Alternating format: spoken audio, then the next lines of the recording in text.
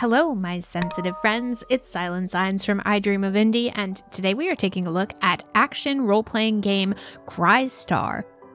Mirai, run!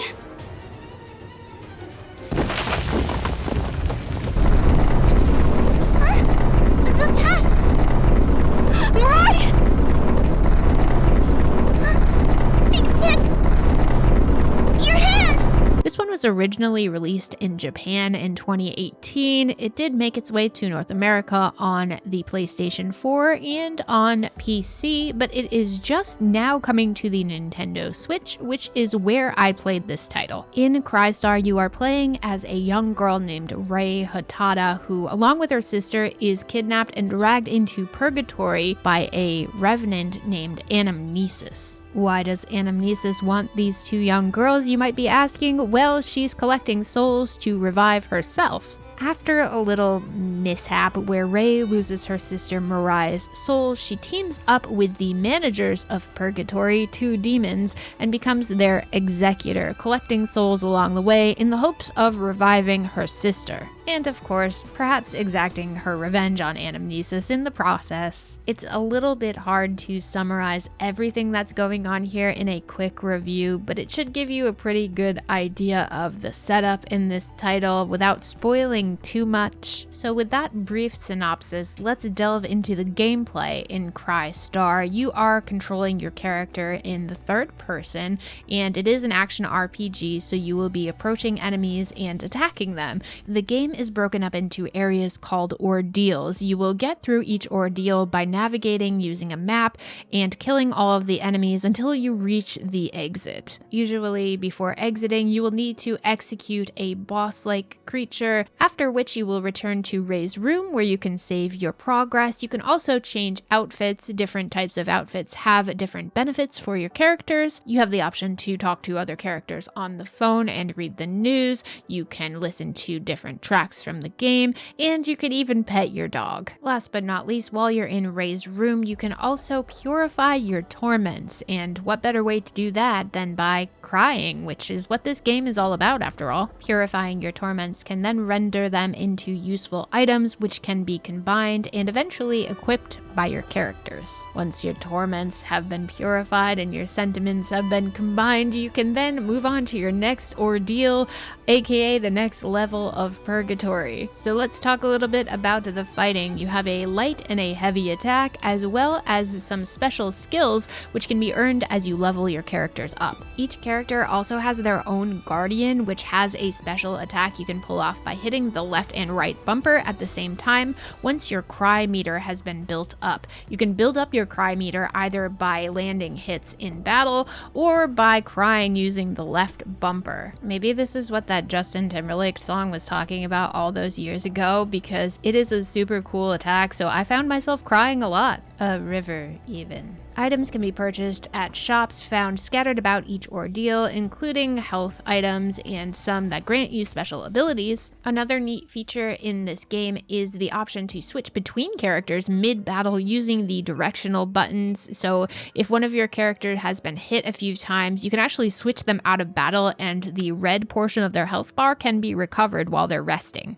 As someone who is, I would say, a casual fan of the action RPG genre, I actually was quite entertained by Crystar's game loop. It is certainly a bit repetitive, as ultimately you're doing the same thing over and over again. You are navigating these maps until the end, killing enemies that you come across, but I found some pleasure in the repetitiveness of this game. I also enjoyed the story. It's a little bit over the top. It's definitely out there and takes a little bit of getting used to for your brain to click with all the terminology, but there is actually a reference you can check back on if you get confused as to what a revenant is. I didn't find the difficulty level to be too high in this title. It was more of a kind of turn your brain off and fight enemies sort of game without having to think too much about strategy, which is fine with me. At the end of the day, honestly, that's all I'm capable of doing anyway. You can certainly put more thought into the items you're purchasing and what you equip to each character, the skill set that you're going to assign to them, and who you're going to use to fight which types of enemies. But at the end of the day, if you just want to go in mashing your heavy and light attacks, you can do that too. Crystar certainly has a distinct graphical style. You are playing through these levels that look vaguely like something that could be in the real world, but a more dreamscape version of them, and you get lots of pathways to nowhere and buildings floating, and it almost reminds me in a way of Kingdom Hearts. I think some of the enemy design kind of helped point my brain in that direction too. You have these kind of floating figures in cloaks and these mechanical looking beasts. The character portrait art is done in a really nice anime style, and this might be dumb, but I do love the fact that if you select a costume for your character, you do get to see them fight in that costume, so you best believe I chose the mascot outfit as often as possible. No real issues running this title on the Nintendo Switch. I will say enemies pop in as you approach them, but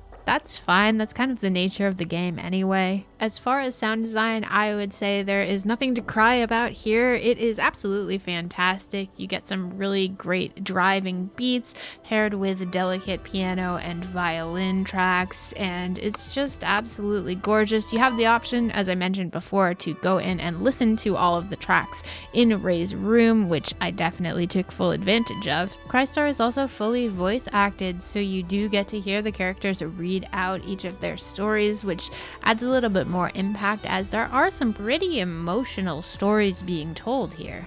Crystar is a game that's fun lies in its simplicity. It is a gameplay loop that works well. You are defeating these enemies, though they do get a little bit repetitive after a while, and some of the environments look a little samey, but ultimately you feel like you're getting stronger, you feel like you're learning and connecting with the characters, at least to some degree. And I'd say Crystar is actually something to cry home about if you enjoy the action RPG genre. If you must! Scatter! Feathers pierce! If you must! Take that! Break! So will you be purifying your torments in Crystar? Let me know in the comments down below.